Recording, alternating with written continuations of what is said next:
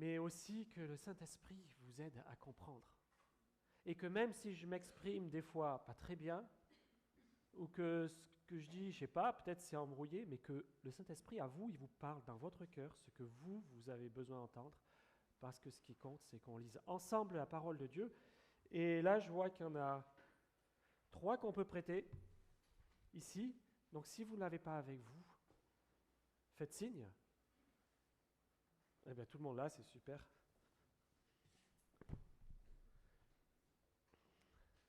La prière, justement, c'est une magnifique richesse. C'est un don merveilleux. Qu'on puisse s'adresser librement à notre Dieu, au grand Dieu créateur des cieux et de la terre. Des milliards de galaxies, qui a tout créé, de la fourmi et même plus petit. De n'importe quelle heure du jour ou de la nuit, on peut s'adresser à lui. Il nous appelle ses enfants. Comme un enfant, on peut s'approcher de lui et lui parler et l'écouter. C'est la chose la plus facile à faire, il n'y a pas besoin d'Instagram, il n'y a pas besoin de téléphone portable, il n'y a pas besoin de WhatsApp, il n'y a pas besoin de... Et pourtant, je ne sais pas vous, mais pour moi, je considère que c'est une des choses les plus difficiles à faire. Là où il y a le plus de lutte. Difficile d'y consacrer du temps. Il y a toujours quelque chose de plus important. Je ne sais pas si ça vous est arrivé ou si ça vous arrive jamais. Peut-être c'est que moi. Ou alors, s'il n'y a pas d'autre chose plus importante, c'est qu'on est fatigué. On a besoin de se reposer. Pour aller au groupe de maison, pour aller à l'église en semaine, on est fatigué. Et c'est vrai qu'on peut être fatigué si on a une grosse journée, s'il y a les transports et tout ça. En fait, il y a un vrai combat. Un vrai combat qui a plusieurs facettes. Ce que je viens de dire là, c'est un exemple, une facette, mais c'est un combat spirituel qui engage, je dirais, tout le monde céleste, tout le monde spirituel. Un combat qu'on n'a pas, qu'on ne mesure pas les enjeux, qu'on ne mesure pas la puissance, qu'on ne mesure pas la portée.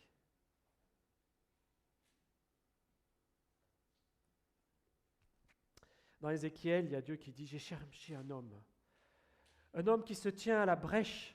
La brèche, c'est quand un mur d'enceinte est détruit et qu'une armée qui fait le siège va pouvoir envahir la ville, ou le château fort, on dirait au Moyen-Âge.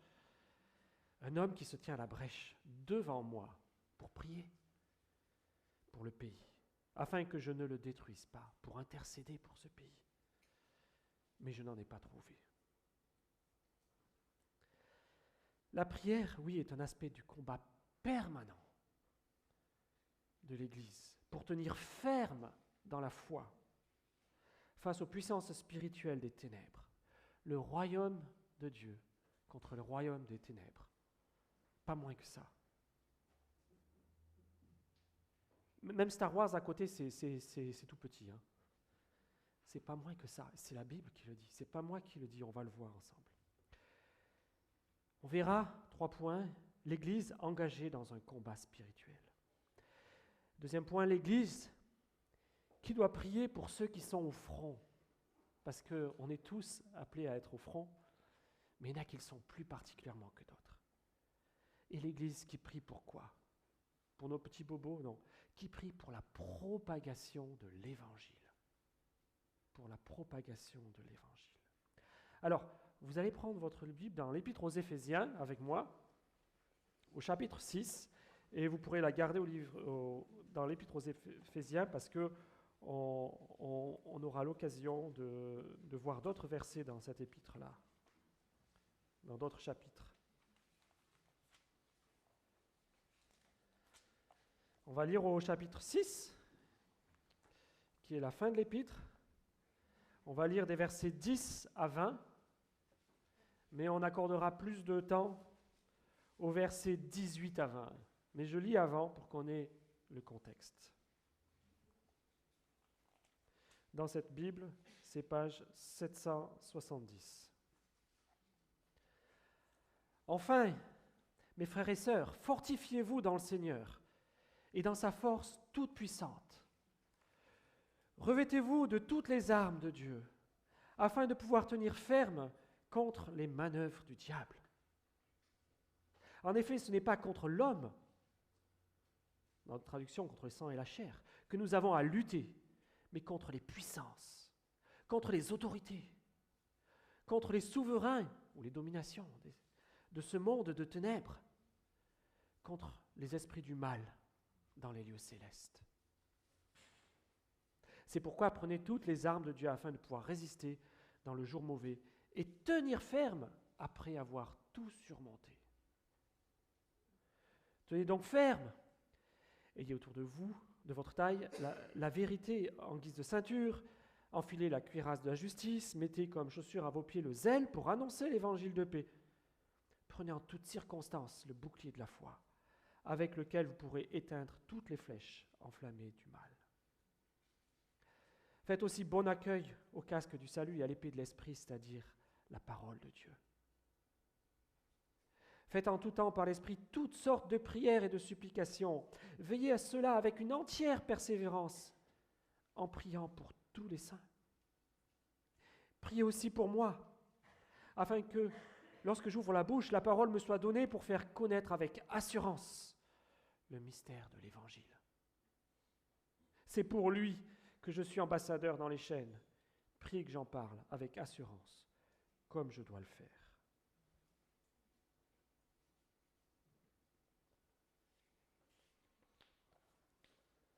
L'Église engagée dans un combat spirituel, dans ce verset 18. Alors la version qu'on a lue, c'est second 21, c'est « faites en tout temps », c'est comme ça qu'on commence le verset 18, mais en fait, littéralement, il n'y a pas de coupure avec tout ce qui précède. Dans la Darby, c'est « en priant ». Prenez toutes les armes, l'armure, en priant. Dans la Semeur, c'est « en toutes circonstances ».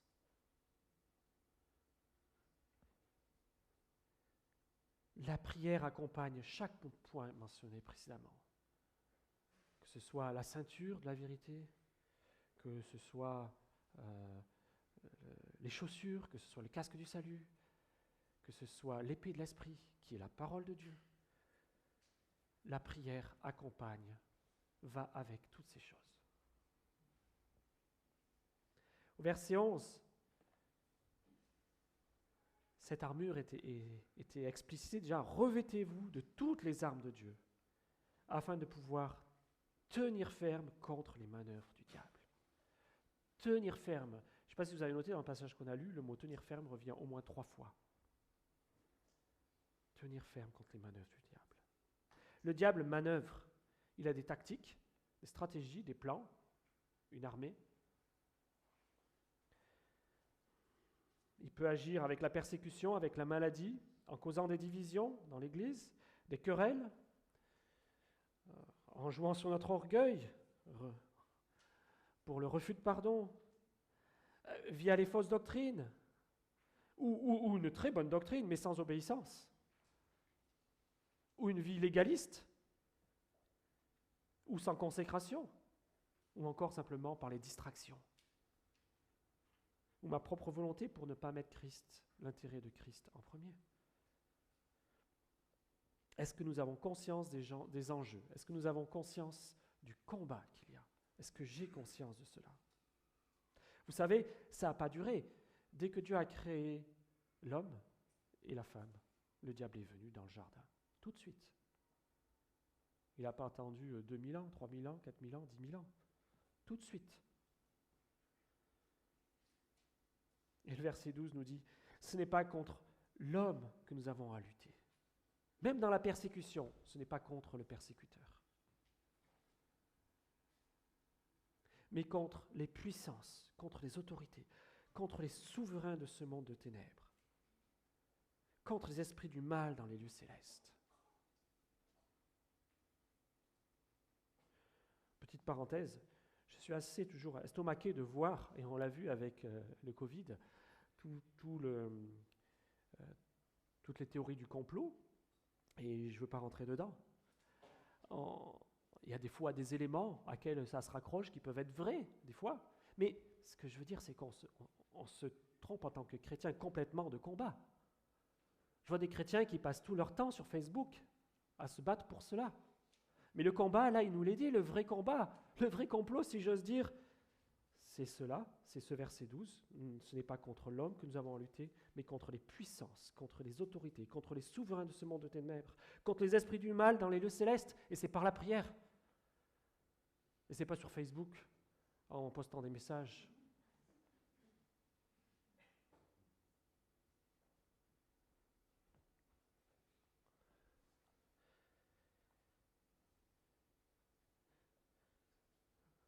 Avons-nous conscience que c'est une guerre acharnée? Ou sommes-nous plutôt bien tranquilles ce matin? Et tant mieux que nous soyons tranquilles. Dans d'autres pays, ils ont la persécution. Mais quand on dort, le diable aussi peut nous laisser bien tranquilles à dormir.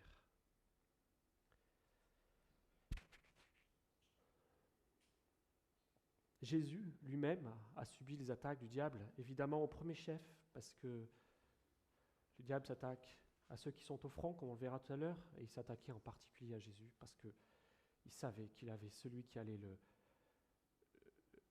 le dépouiller, le vaincre. Et regardez comment il s'y est pris. Il a permis que Judas, pour 30 pièces d'argent, livre Jésus, alors qu'il était depuis 3 ans et demi avec lui. Tombé bas vraiment. Pierre, qui lui s'appuie sur ses propres forces et qui le renie,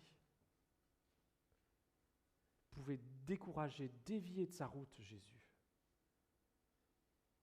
C'était son but, et ça n'a pas marché. Et Jésus, il était bien conscient, il dit à Pierre qui disait « Non, je peux te suivre », il dit « Le diable veut vous cribler comme le blé ». Il ne parlait pas de lui, de ce qu'il allait souffrir, il parlait de Pierre et des autres disciples, et de nous. Et Jésus dit « Mais j'ai prié le combat par la prière. J'ai prié pour toi, pour que ta foi ne défaille pas. » Un lion rugissant qui cherche à dévorer. Le diable, meurtrier, dès le commencement. Mais une victoire déjà acquise. Cette expression que l'on a là de puissance, d'autorité, de domination, elle revient plusieurs fois dans la parole de Dieu, et particulièrement dans l'épître aux Éphésiens,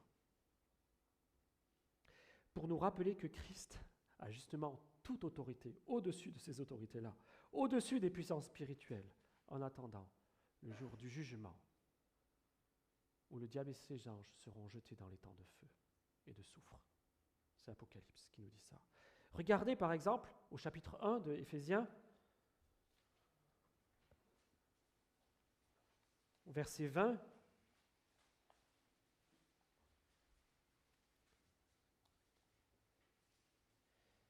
Christ, Dieu l'a ressuscité et l'a fait asseoir à sa droite dans les lieux célestes, au-dessus de toute domination, de toute autorité, de toute puissance, de toute souveraineté et de tout nom qui peut être nommé non seulement dans le monde présent, mais encore dans le monde à venir.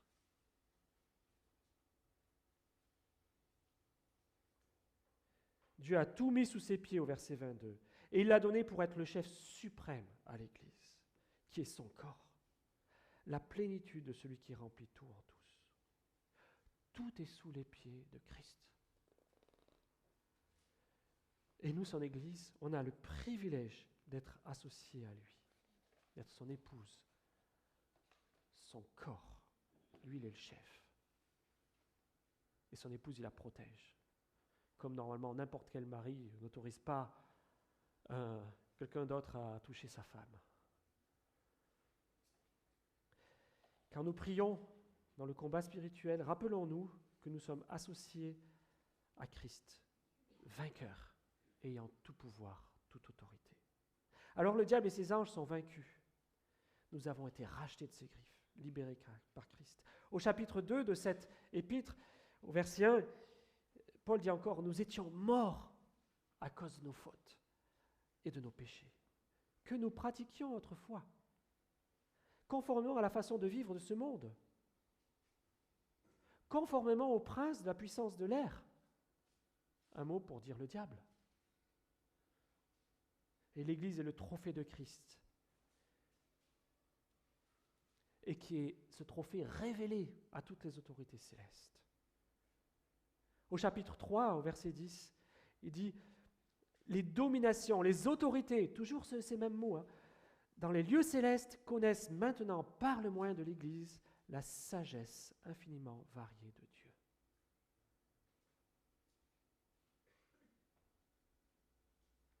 Je ne veux pas utiliser un langage ésotérique, mais le contexte de l'Épître aux Éphésiens, est large. C'est les lieux célestes, c'est cosmique, ça dépasse même l'univers qu'on peut voir et toucher. Et Paul, devant tout cela, il est plein d'adoration. Et il prie encore. Mais il prie pour louer là. Et il prie au fin du chapitre 3, verset 14. « Voilà pourquoi je plie les genoux devant le Père de notre Seigneur Jésus-Christ, de qui toute famille dans le ciel et sur la terre tient son nom. Je prie qu'il nous donne, conformément à la richesse de sa gloire, d'être puissamment fortifié par son esprit dans votre être intérieur, de sorte que le Christ habite dans vos cœurs par la foi. Je prie que vous soyez enracinés, fondés dans l'amour, pour être capable de comprendre avec tous les saints quelle est la largeur, la longueur, la profondeur, la hauteur de l'amour de Christ.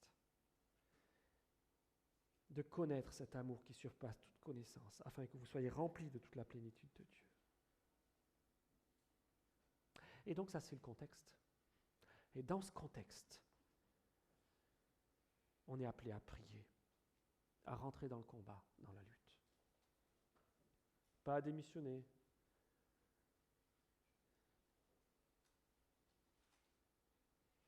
La lutte est sévère. Je ne sais pas à quoi la comparer. Dans ma famille, par exemple, mon grand-père, je ne l'ai jamais connu, mais il était une famille de 5 garçons. À la Première Guerre mondiale, il y en a 4 qui sont morts dans la famille. C'est une guerre humaine. Mais dans la guerre spirituelle, il y a aussi des coups rudes. Ils ne sont pas moindres. Dans certains pays, c'est très sévère. Et nous, est-ce que nous prenons conscience que nous avons aussi un enjeu, en France, à propager l'Évangile? Je ne dis pas qu'il faut tomber dans un excès de vouloir absolument qu'on nous donne des coups ou les chercher, mais il n'y a pas de raison. Il n'y a pas de raison que le combat soit différent. Il n'y a pas de raison que le diable soit content en France qui est l'église du mai, et puis que dans d'autres pays, il s'acharne sur les chrétiens. Il n'est pas plus content. Et l'enjeu, c'est qu'il y a des milliers, des millions de personnes qui, tous les jours, rentrent dans l'éternité, meurent, des jeunes, des plus âgés, avec le Covid ou sans le Covid. Prier en tout temps, c'est comme la respiration, c'est en permanence. Tout instant du jour et de la nuit. Si on arrête, c'est comme si on s'amuse à faire de l'apnée. Vous avez fait peut-être de l'apnée, avec un masque, essayer d'aller sous l'eau. On ne peut pas rester très longtemps. Le chrétien qui arrête de prier, il fait comme ça, il fait de l'apnée, mais il va s'évanouir, il va mourir. Même dans les piscines, c'est marqué. Maintenant, ils interdisent des fois de faire de l'apnée parce qu'ils ont peur que certains y restent.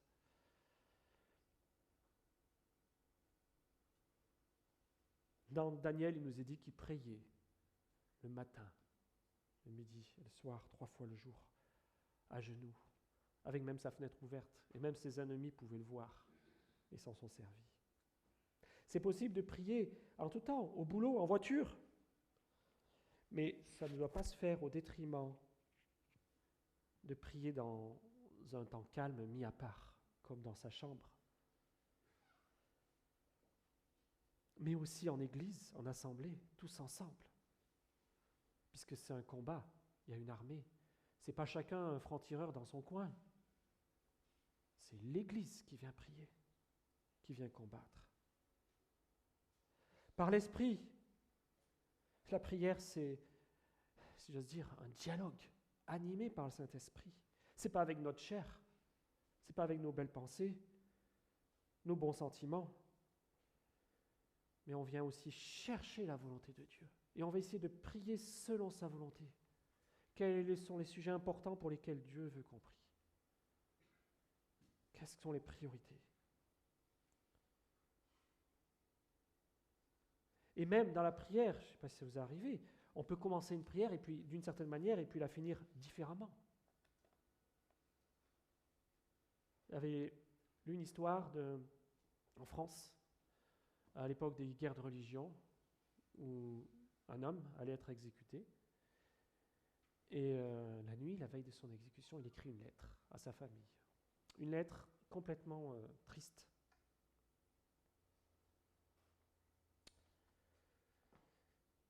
Et puis en fait, il en a écrit une deuxième, complètement joyeuse.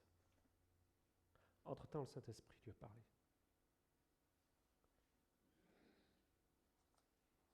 Est-ce que dans nos prières se terminent comme on les a commencées, ou est-ce que on a compris même que ce qu'on demandait, c'était finalement pas la bonne chose? Est-ce que ça vous est arrivé?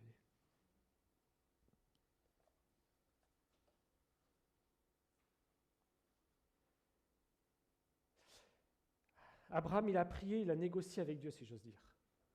Ce n'est pas vraiment une négociation, mais il n'osait pas demander. Il a commencé par 50 personnes pour Sodome. Il est descendu à 5.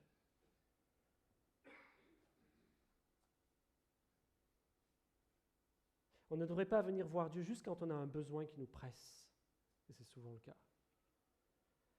Mais que nos demandes s'inscrivent dans nos dialogues avec lui.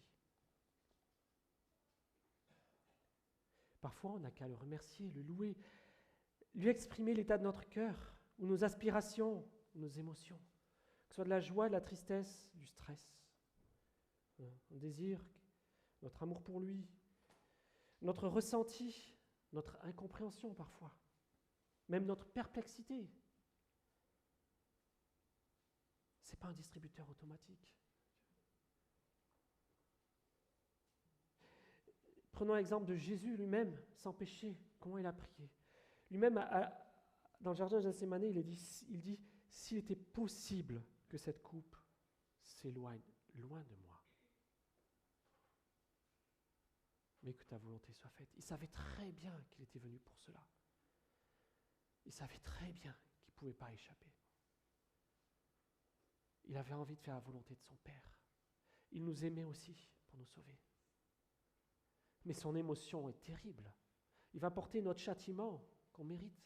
Il va être fait pécher, lui qui a horreur du moindre petit péché que nous, entre guillemets, c'est rien. Mais lui, ce moindre petit péché, c'est une horreur. Ça lui vaut la croix.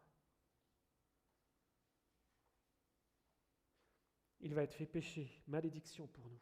Et ailleurs, c'est en Jean 12. C'est pas dans le jardin de Gethsémani. C'est longtemps, un peu avant. Il dit « Mon âme est troublée », verset 27. « Que dirais-je? Père, délivre-moi de cette heure. » Il s'approche de Jérusalem, il s'approche de la croix. Son âme est troublée. Mais il se reprend tout de suite dans le même verset. « Mais c'est pour cela que je suis venu à cette heure. » Et là, il insiste sur son objectif. « Père, révèle la gloire de ton nom. » Et aussitôt, il y a une voix qui vient du ciel. « J'ai révélé sa gloire et je la révélerai encore. » Voilà une prière interactive. Au milieu de ses disciples, au milieu du monde qui l'entourait. Par toutes sortes de prières, donc, par toutes sortes de supplications. Ça peut être de la louange, ça peut être de l'intercession, ça peut être de la supplication, ça peut être de la demande de sagesse, ça peut être accompagné du jeûne, ça peut être seul dans sa chambre, mais ça peut être aussi en groupe à la maison, groupe de maison, ou par exemple à l'église quand on se réunit tous ensemble. Ça peut être aussi des soupirs quand on ne sait pas quoi demander. Romains 8. Et c'est le Saint-Esprit qui va traduire ces soupirs à Dieu, si j'ose dire. Des demandes guidées par l'enseignement de Jésus, par le Notre Père. Rechercher l'honneur, la gloire du Père et sa volonté, comme Jésus l'a fait. Demander pour nos besoins, notre pain quotidien. Mais il les connaît déjà. Hein. Quand on lui demande ça, ce n'est pas pour lui apprendre. C'est parce qu'on lui dit ce qu'on a sur notre cœur. D'être gardé du mal et d'avoir la force de pardonner.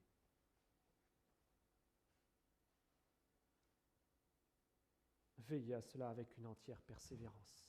C'est presque redondant avec le « en tout temps » qu'on a vu tout à l'heure.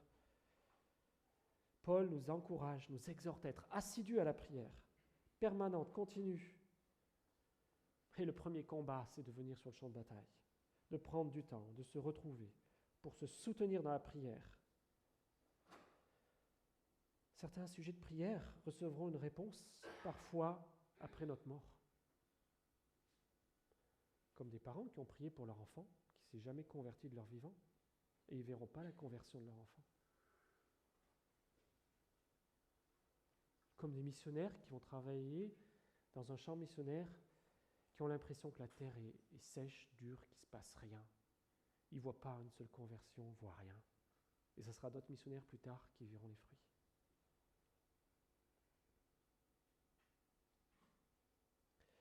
Pour tous les saints. Pour tous les saints, c'est pourquoi, dans quelle direction? C'est pour chacun des saints. Nous, pour les frères et sœurs. Nous proches dans l'église du Mai, mais aussi ceux qui sont loin. Paul pense aussi sans doute aux persécutions qu'il pouvait y avoir à l'époque, même aux famines qu'il pouvait y avoir quand il y avait des offrandes qui étaient collectées pour amener à des églises qui souffraient particulièrement. Pour tous les saints, pourquoi? Pour qu'on grandisse dans la foi, pour qu'on persévère, pour aussi pousser des ouvriers dans la moisson.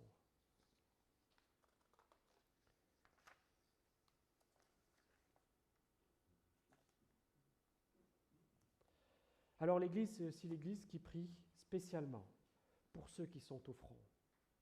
Priez pour moi, dit Paul. Priez pour tous les saints, priez pour moi. C'est une continuité. Il se met dans le groupe des saints. Priez pour moi afin que lorsque j'ouvre la bouche, la parole me soit donnée pour faire connaître avec assurance le mystère de l'Évangile. Paul ne s'estime pas quelqu'un de particulier. Il se met parmi tous les saints. Dans la même épître, au chapitre 3, verset 8, il dit « Moi qui suis le plus petit de tous les saints ». Mais Paul, le grand apôtre Paul, a lui aussi besoin de toute la puissance de Dieu. Il a besoin que le Saint-Esprit l'inspire. Son CV ne sert à rien dans ce combat-là. Il peut dire je suis un grand apôtre, je suis un savant juif, éduqué au pied de Gamaliel. Ça ne sert à rien sans l'action du Saint-Esprit. Si lui, Paul, il demande à ceux qui ont pris pour lui, à plus forte raison pour nous. À plus forte raison pour nous.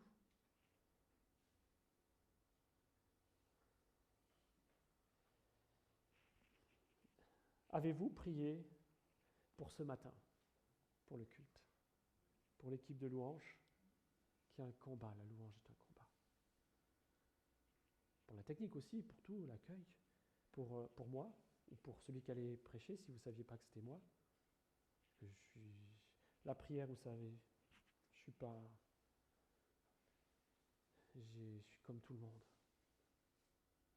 C'est un combat où on a tellement, comme je l'ai dit, d'autres choses à faire qu'on met toujours en premier.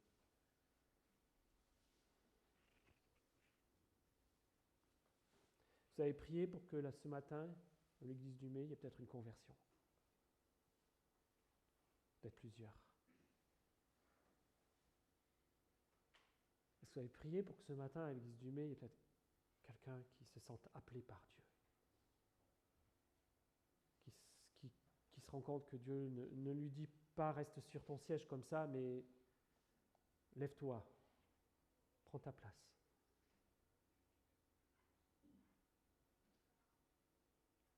Pour la consécration et l'édification de chacun. Que ce soit aussi pour l'école du dimanche, les Mikids, les monitrices.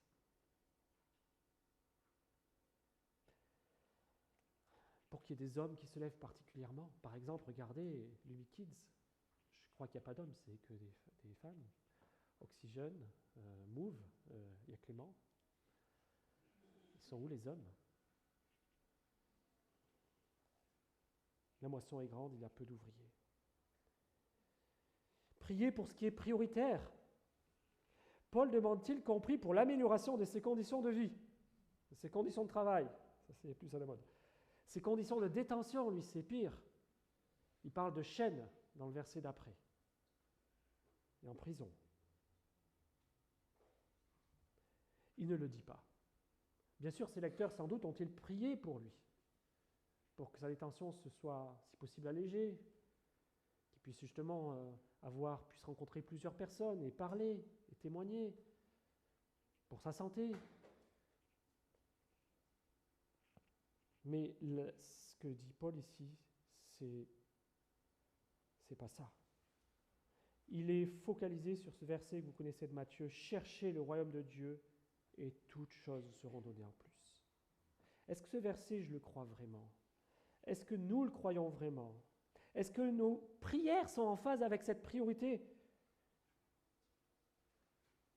Est-ce que nos prières en Église sont en phase avec cette priorité de chercher d'abord le royaume de Dieu?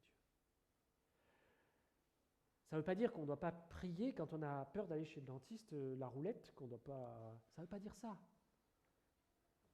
Mais ça veut dire qu'il y a des priorités quand même, qu'on ne doit pas passer à côté. Paul demande simplement que le Saint-Esprit puisse parler à travers lui, comme un ambassadeur de Jésus-Christ. Ambassadeur en prison à cause de l'Évangile. La Bible ne nous dit jamais qu'annoncer l'Évangile procurera le succès. Il y en a qui volent en jet privé dans certaines sectes. Non, c'est même le contraire. Et ici, Paul, il doit annoncer l'Évangile. C'est lui, si j'ose dire, le grand proclamateur de l'Évangile, et il est en prison. Est-ce que le diable a gagné en le mettant en prison? Non. En acte 20, il dit « De ville en ville, l'Esprit Saint m'avertit que des liens et des souffrances m'attendent, mais je n'y attache aucune importance et je ne considère pas ma vie comme précieuse, pourvu que j'accomplisse avec joie ma course et le ministère que le Seigneur Jésus m'a confié, annoncer la bonne nouvelle de la grâce de Dieu. » Et en acte 14, Paul fortifiait l'esprit des disciples, les encourageait à persévérer dans la foi et disait « C'est à travers de beaucoup de difficultés qu'il nous faut entrer dans le royaume de Dieu. » Il ne dit pas avec de la facilité.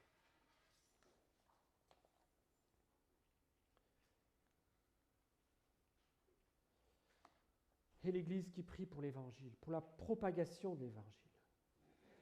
Paul va répéter dans ce verset 20 presque ce qu'il a dit précédemment, mais un petit peu différemment. C'est pour lui, pour l'Évangile, que je suis ambassadeur dans les chaînes. Priez que Jean parle de l'Évangile avec assurance, hardiesse, comme je dois le faire.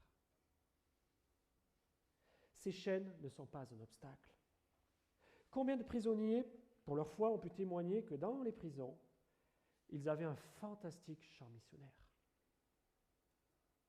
avec des personnes qui n'ont plus de prétention. Alors, il y en a toujours qui disent « j'y suis, c'est un faux jugement, machin », mais beaucoup aussi n'ont plus de prétention, sont prêts à accepter la grâce, qui ne sont pas trop occupés pour dire « j'ai pas le temps, j'y penserai plus tard », qui sont prêts à écouter la parole de Dieu. Et des gardiens aussi. Aux Philippiens, Paul écrit « Je désire que vous le sachiez, frères », c'est Philippiens 1,12, « ce qui m'est arrivé a plutôt contribué au progrès de l'Évangile. En effet, dans tout le prétoire et partout ailleurs, personne n'ignore que c'est pour Christ que je suis en prison. Et la plupart des frères et sœurs, encouragés dans le Seigneur par mes chaînes, ont plus d'assurance pour annoncer sans crainte la parole de Dieu. Même les frères et sœurs sont encouragés parce qu'ils voient que dans mes chaînes, Dieu agit. » Au chapitre 4 de Philippiens, au verset 22, il dit « Tous les saints vous saluent, en particulier ceux de l'entourage de l'empereur. » Dans d'autres traductions, de la maison de César. C'est-à-dire qu'il y avait des gens qui sont convertis, des proches de l'empereur, peut-être de sa famille, peut-être de ses ministres. Ah, c'est un clin d'œil aux Philippiens, parce que vous savez, c'est à Philippe que Paul était dans une prison et qu'il chantait avec Silas qu'il y a un tremblement de terre. Et des fois, il n'y a pas de tremblement de terre, on ne sort pas de la prison. Mais il y a un tremblement de terre et il y a un geôlier et toute sa famille qui a été sauvée. Et il y a eu aussi ce gouverneur qui est venu écouter Paul quand il était en prison, c'est dans l'acte 13, Sergius Paulus. Il est dit, il a cru. Paul trouve un encouragement dans ses souffrances. Je vous demande de ne pas perdre courage à cause des souffrances que j'endure pour vous. Elles sont votre gloire. C'est comme ça qu'il est considéré. Alors l'Église prie. Et Paul insiste par 2 fois qu'on prie pour qu'il ait de l'assurance, qu'il ait de la hardiesse, au verset 19 et au verset 20. Qu'il ait de la hardiesse. Pourtant, c'est quelqu'un, Paul, qui semble avoir un bon caractère, enfin un fort caractère, mais il avait besoin de hardiesse. L'Évangile, c'est proclamer que tout homme, toute femme est perdu. Ce n'est pas politiquement correct. Même nos meilleures bonnes œuvres sont comme un vêtement sale aux yeux de Dieu. Notre premier péché est de vouloir faire notre vie sans rechercher la volonté de Dieu. La bonne nouvelle, c'est que Dieu a payé lui-même notre offense, à condition qu'on se l'approprie par la foi, sans s'appuyer sur autre chose que cette grâce. Gratuit pour celui qui croit, mais un prix infini pour Jésus-Christ. Notre hardiesse, collectivement, par exemple, ça peut être ce projet de nouveau bâtiment, qui est déjà bien engagé. Une hardiesse parce que c'est un pas par la foi, parce qu'on ne sait pas quand est-ce qu'on recevra les prochains dons pour continuer à payer et pour finir la construction. Mais est-ce qu'on croit par la hardiesse, est-ce qu'on a la conviction que Dieu a un grand peuple dans cette région, un grand peuple à sauver, un grand peuple pour le louer, un grand peuple à grandir, et même à propager l'Évangile dans tout le sud de la Seine-et-Marne. Dans ce combat spirituel, même sans persécution, l'ennemi voudrait bien nous impressionner pour qu'on s'auto-censure, qu'on se taise. Ça vous arrive de vous taire quand vous devriez parler? Moi, ça m'arrive. Après, je me dis, j'aurais dû me parler et je me suis tu. Qu'on n'ose pas, qu'on reste silencieux, qu'on adoucisse le message. Pour Paul, il y avait la prison à cause de l'Évangile et le spectre d'une condamnation à mort. Il aurait pu fléchir et il avait besoin des prières. Dans ce combat, prions pour la protection des serviteurs contre le découragement. Que ce soit la santé pour les serviteurs, leur famille. Prions pour la crédibilité des serviteurs. Ils peuvent être attaqués sur leur intégrité morale, sur leur couple. Ils peuvent des fois manquer de sagesse. Ils peuvent être calomniés.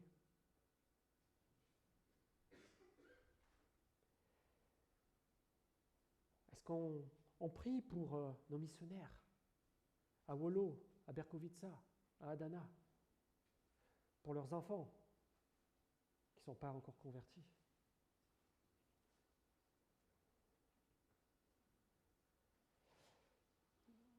Pour nous, je dirais pour moi souvent, ce que je constate, c'est que le diable agite souvent et simplement le drapeau de la crainte de la moquerie, la peur de perdre notre réputation, parfois l'argument de la laïcité mal comprise, et ça suffit à nous paralyser. Ça suffit à nous arrêter, pas besoin de plus. Réalisons-nous qu'à notre baptême, est-ce que je réalise que je suis mort avec Christ? Je l'ai dit la semaine dernière. Et que j'ai rien à faire de ma réputation. Est-ce que ça ne serait pas une idole? Alors que Jésus, lui, il a méprisé la honte. Dans Hébreux 12, il nous a dit, à la croix. Et puis, c'est de l'abondance du cœur que la bouche parle. Alors soyons remplis de la parole de Dieu et du Saint-Esprit. Prions pour que nous n'ayons pas un esprit de crainte, mais de force, de consécration, de joie, de hardiesse. Enfin, le diable aimerait bien des divisions ou des déviations doctrinales, qu'on fasse des compromis sur l'enseignement, la discipline, à être tolérant là où il ne faudrait pas l'être, ou à devenir légaliste, à dévier de l'évangile de la grâce. Tout cela, ce sont des cibles pour le diable. Et il faut prier pour qu'Omé, dans 50 ans, dans un siècle, si le Seigneur n'est pas revenu, l'Évangile soit toujours annoncé fidèlement. Est-ce que vous priez pour que vos enfants, à leur tour, non seulement appartiennent au Seigneur, mais enseignent à leurs enfants la vérité? Pas en adoucissant, pas en... Aujourd'hui, il y a tellement de choses. On voit des églises chrétiennes à côté de nous qui maintenant bénissent tous les mariages. Ça ne les dérange pas. Est-ce qu'un jour, au mai, dans le nouveau bâtiment qu'on construit, il y aura des choses comme ça? Et ça ne dérangera personne. Nos enfants, nos petits-enfants. On ne construit pas un bâtiment pour ça. Vous êtes d'accord, hein? On met pas d'énergie pour ça. Il y a un combat spirituel. Parce que ça serait vraiment lamentable si, après avoir dépensé toute cette énergie, que ce soit ça qui est. Il faut prier. Que j'en parle avec assurance, comme je dois le faire. Que l'Évangile soit enseigné dans toute sa puissance, sans atténuation, pour la gloire de Dieu et pour le salut des âmes.